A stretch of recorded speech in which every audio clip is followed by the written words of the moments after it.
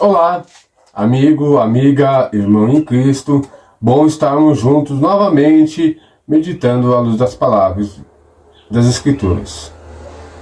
Hoje daremos sequência e encerraremos o capítulo 7 do Evangelho de João.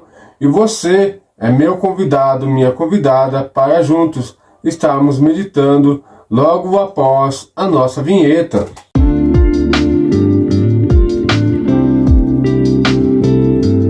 Hoje a nossa leitura estará sendo feita pela NAA, uma tradução bastante fácil de compreensão, para você que busca uma leitura para seus devocionais de fácil entendimento, é uma excelente tradução.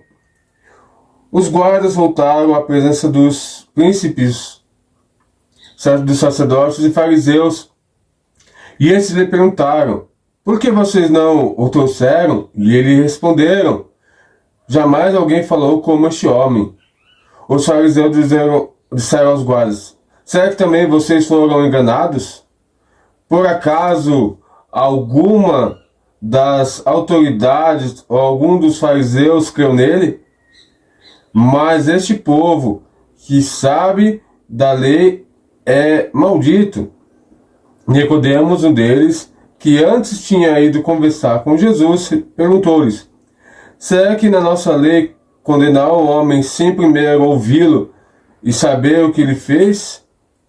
E responderam: por acaso também vocês da Galileia? Examine-me e verás que da Galileia não se levanta profeta. Então nós vemos aqui argumentos, mais argumentos, para de alguma forma pegar e condenar e culpar a Jesus. É uma estratégia antiga do nosso adversário. Nós vemos que desde o Éden ele faz essas práticas, tentando argumentar com mentiras, com falsas acusações, para subjugar, para escravizar ou para obter resultados perante os homens. E com Jesus o diabo não iria agir diferente. Esse trecho vai nos narrar a desaprovação dos fariseus a Jesus, não pela sua pregação, mas por se tornar mais popular que eles e ameaçar a sua doutrinação farisaica sobre o povo. Então, o foco dos fariseus, dos religiosos daquela época, não é mais debater a religião, não é mais debater a Bíblia, a fé em Deus, a fé nos pergaminhos de Moisés, de Abraão, dos patriarcas, mas agora ser confrontado com o medo de perder o seu domínio sobre aquele povo, perder sobre o povo o que eles tinham durante séculos trabalhado para conquistar, tanto o domínio sobre o povo como uma posição política ao qual eles tiravam vantagem. Podemos observar nessa passagem alguns pontos. Primeiro ponto: a rejeição dos líderes farisaicos. Os fariseus e chefes de sacerdotes estão seguros sobre a sua interpretação da lei, que rejeitam qualquer um que se opõe ou tenham divergência sobre suas convicções e seus ensinamentos. Eles se preocupam e se recusam a considerar que Jesus possa ser o Messias, por estar convicto que se suas falsas doutrinas e religiosidade. Então, como comentei agora há pouco, os fariseus, os líderes religiosos, estavam tão cegos em dominar o povo e tirar vantagem sobre suas posições de liderança religiosa, que se esqueceram ou deixaram de observar as Escrituras. Então, eles eram talvez doutrinados para ser mercenários da fé e não mais conduzir o povo para a salvação. E quando Jesus vem e ele demonstra a todo o povo, à luz das Escrituras, que aqueles homens estavam errados, aqueles homens começam a ficar apavorados, porque eles não se prepararam, ou sequer eles questionavam que alguém um dia pudesse afrontá-los. A autoridade de Jesus, que é o nosso segundo ponto a ser observado. Os guardas que retornaram à ordem de prender Jesus ficam impressionados pelos seus ensinamentos e voltam sem prendê-lo. Então nós vemos que até os soldados ficam impressionados porque aqueles fariseus, talvez aqueles soldados, conheciam a profundidade da religiosidade daqueles homens, as suas mentiras, seus enganos, os seus passagens de perna para obter alguma vantagem. Então aqueles soldados vão prender Jesus, mas antes de prender eles observam os seus ensinamentos, eles observam a sua postura, eles observam o seu testemunho e ficam impressionados com aquilo. Então, voltam sem prender Jesus. E aqueles homens então ficam irados. Mas cadê? Eu mandei prender Jesus e vocês voltam sem ele? E aqueles homens então falam, mas este homem é diferente. Este homem tem alguma coisa que vocês talvez não tenham mais. O brilho das Escrituras. Se fôssemos trazer para uma linguagem de hoje, talvez essa seria a nossa observação, né? Porque aqueles homens falam, mas este homem ensina de uma forma diferente. Ele não é igual aos outros agitadores. Ele não é igual aos outros religiosos. Ele não é igual, ele tem alguma coisa diferente. Terceiro ponto, então, aqui agora, Nicodemos, que teve com Jesus, se levanta. Quando Nicodemos percebe que pode haver uma injustiça com Jesus, ele se levanta e expõe a possibilidade deles estarem cometendo uma injustiça a Jesus, não deixando a ele o direito de se defender, demonstrando que até entre os líderes religiosos não havia unanimidade em concordar que Jesus era um impostor. Então nós vemos que Nicodemos, ele foi o mais corajoso de todos aqueles fariseus. Ele foi ouvir o que Jesus tinha para falar. E talvez quando a gente olhou aquela passagem de João 3, quando Nicodemos foi ter com Jesus à noite, muitos pregadores, muitos colocam como aquele homem fosse acovardado, como aquele homem. Mas Deus tinha propósito para a vida de Nicodemos, e talvez Nicodemos realmente quisesse um tempo de quietude com Jesus. E muitas vezes nós hoje não queremos esse tempo, porque nós não queremos ouvir o que Jesus tem para nos falar. Porque nós temos medo de ser arrependidos por Jesus, nós temos medo que Jesus aponte nossos pecados, e nós temos mais que isso, que nem aquele jovem rico, que Jesus nos peça algo muito simples, e nós não queremos fazer. Então são coisas que para nós precisamos observar, que aquele encontro de Jesus e Nicodemos no capítulo 3 foi algo para nos ensinar muitas lições. E não só de um homem acovardado, com medo dos fariseus, das autoridades, mas alguém que era cauteloso, alguém que era experiente na vida e alguém que precisava ter um entendimento melhor de quem era Jesus, e foi ter com ele no momento talvez onde todos menos esperavam, que era um tempo de sossego, de descanso, mas Jesus sempre estava disposto a ensinar. E um outro ponto para nós observarmos é o preconceito e cegueira espiritual daqueles fariseus, ao ponto de discriminar os galileus. Os fariseus estavam tão cegos em sua religiosidade que eles não observavam mais as Escrituras, a ponto de demonstrar seu preconceito contra os galileus.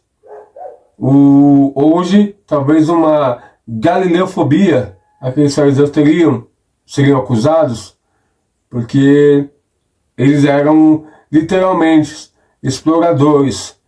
Na hora de tirar os benefícios daquele povo, eram maravilhosos, mas na hora de incentivá-los, ouvi-los, eles não prestavam para nada. Com isso, desprezavam os seus pela sua origem, mas não observavam as Escrituras, que isso já estava previsto na lei. Então nós vemos que aqueles homens não tinham mais o temor de Deus, mas eles tinham que ir lá como uma renda, uma profissão, a qual hoje não é diferente de muitas denominações que se dizem pastores, líderes espirituais, mas não passam de mercenários da fé. Hoje não mudaram a estratégia, continuam levando o povo cada vez mais distante da presença de Deus, mas com a mesma estratégia de que na época de Jesus, aqueles fariseus, dominando o povo, enganando o povo, e quando vinha alguém anunciar, pregar contra aqueles homens, contra aquelas pregações, aqueles homens se uniam, como se fosse uma estratégia de guerra. O inimigo, o inimigo do meu, o adversário do meu inimigo é meu amigo. E assim eles pegavam e tentaram de todas as formas crucificar, perseguir Jesus. E por último ponto, para nós observarmos a divisão e indecisão. Essa passagem demonstra que entre os fariseus não havia unanimidade por condenar ou absorver a Jesus. Essa divisão entre os líderes religiosos só demonstrava a tensão crescente que havia entre Jesus e os fariseus. Então, aqui nós vemos que muitos homens já estavam cansados daquele regime farisaico, manipulador, e começaram a então ouvir, parar e observar a pregação de Jesus, o testemunho de Jesus, e começaram a segui-lo. Para meditarmos. Esse trecho nos desafia a refletir sobre como reagirmos às novas verdades e revelações. Estamos abertos ao que Deus está fazendo em nossas vidas e ao nosso redor? Ou estamos presos a uma instituição religiosa, doutrinados, a ponto de não conseguirmos mais ver Deus trabalhando? É um grande desafio para nós do século XXI, a igreja, talvez a última igreja, os últimos chamados para sermos igreja, sermos testemunha da graça, da misericórdia de Deus. Será que nós estamos tão cegos com a doutrinação dos homens, ao ponto de não ver mais a mão de Deus agindo ao nosso favor e a favor dos nossos? Ou estamos que nem aqueles fariseus que criaram um monte de regras e Deus só pode agir dentro dessas regras, porque se Deus agir de forma diferente, Deus não é Deus. E não paramos para observar as Escrituras. Opa, nós falhamos nesse ponto, nós precisamos corrigir e nos adequar, porque realmente isso aqui é um mover de Deus. E nós precisamos observar isso. A igreja hoje está vivendo o cada vez mais próxima do arrebatamento. E eu te pergunto, você ainda crê no arrebatamento? Essa chama de querer ir para o céu e querer morar na morada que Jesus foi preparar ainda age no seu coração? Ou você fica depois E se você ficar depois do arrebatamento, qual será a sua atitude? Hein? Vai condenar Deus? Vai culpar Deus? Ou vai reconhecer que não teve fé, que desprezou o seu tempo aqui na terra com outras coisas? O mestre está voltando, ele prometeu que ia voltar. Ninguém sabe o dia e nem a hora, mas a igreja tem que estar preparada para esse dia. E você está preparado? Você continua sendo o povo santo, irrepreensível, que Deus procura? Se você ainda não parou para pensar nisso, meu convite nesse dia é para que você reflita nesse ponto sobre o arrebatamento. Se hoje acontecesse, soubesse que daqui a alguns minutos Jesus ia voltar, como é que você estaria? Preparado ou preocupado? Pois Jesus está voltando. Como iremos agir?